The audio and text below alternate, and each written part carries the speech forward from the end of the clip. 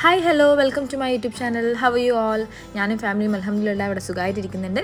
അപ്പം നമുക്കൊരു പെട്ടെന്ന് 15 മിനിറ്റിനകത്ത് ഉണ്ടാക്കി എടുക്കാൻ പറ്റുന്ന ഒരു ഗീ റൈസിൻ്റെ റെസിപ്പി ആയിട്ട് ഞാൻ വന്നിരിക്കുന്നത്. അതിനായിട്ട് ഞാൻ ജീരകശാല റൈസാണ് എടുത്തിരിക്കുന്നത്. ഞാനിവിടെ 3 കപ്പ് ജീരകശാല റൈസ് എടുക്കുന്നുണ്ട്. 3 കപ്പ് ജീരകശാല റൈസ് ഒരു ബൗളിലേക്ക് ഇട്ട് കൊടുത്ത് അതിലേക്ക് അത് മുങ്ങി നിൽക്കുന്ന പാകത്തിന് വെള്ളം ഒഴിച്ച് കൊടുക്കാം. അങ്ങനെ അത് സോക്ക് ചെയ്യാൻ വെച്ചതിന് ശേഷം ഒരു ഹാഫ് ആൻ അവർ ഞാൻ സോക്ക് ചെയ്ത് വെച്ചിട്ടുണ്ടായിരുന്നു. ബിരിയാണി പോട്ട് എടുത്തു, അതിലേക്ക് ഗീ ഇട്ട് കൊടുക്കുന്നുണ്ട്. ഗീ ഒന്ന് ചൂടാകുമ്പം അതിലേക്ക് കുറച്ച് ഓയിൽ കൂടെ ഒഴിച്ച് കൊടുക്കുന്നുണ്ട്. സൺഫ്ലവർ ഓയിൽ കേട്ടോ അത്. അതിന് ശേഷം ഓയിലും ഗീയും ചൂടായി വരുമ്പം അതിലേക്ക് കുറച്ച് ഒരു 4-5 കുഞ്ഞ് പീസ് കറുവപ്പട്ട, കുറച്ച് ഗ്രാമ്പു, അതുപോലെ ഏലക്ക ഇത്രയും ഇട്ട് കൊടുത്തിട്ട് ജസ്റ്റ് ഒന്ന് പൊട്ടിച്ചെടുക്കാം. അതിന് ശേഷം 2 ബേ ലീവ്സും കൂടെ ഇട്ട് കൊടുക്കുന്നുണ്ട്. ഒന്ന് മൂത്ത് വരുമ്പം അതിലേക്ക് ഒരു മീഡിയം സൈസ് ആയിട്ടുള്ള വലിയ ഉള്ളി ഇട്ട് കൊടുക്കാം.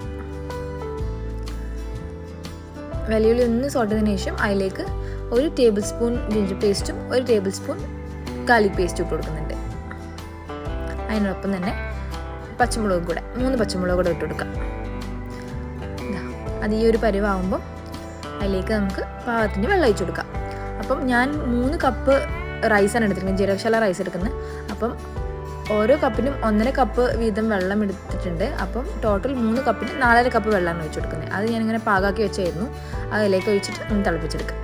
വെള്ളം ഒഴിച്ച് കൊടുക്കുന്നതിന് ശേഷം അതിലേക്ക് ആവശ്യത്തിന് ഉപ്പും കൂടെ ഇട്ട് കൊടുക്കാം.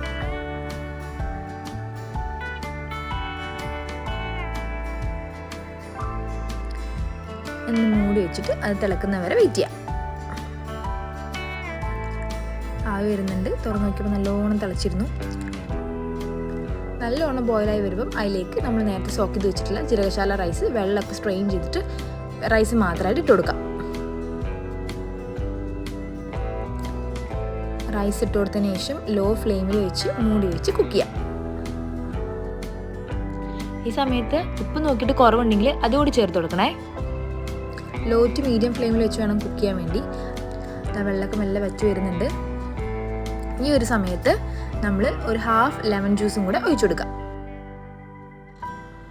എന്നിട്ട് വീണ്ടും ലോ ടു മീഡിയം ഫ്ലെയിമിൽ വെച്ച് കുക്ക് ചെയ്യുമ്പോൾ വെള്ളമൊക്കെ നന്നായി വച്ച് വരുന്നുണ്ടാവും.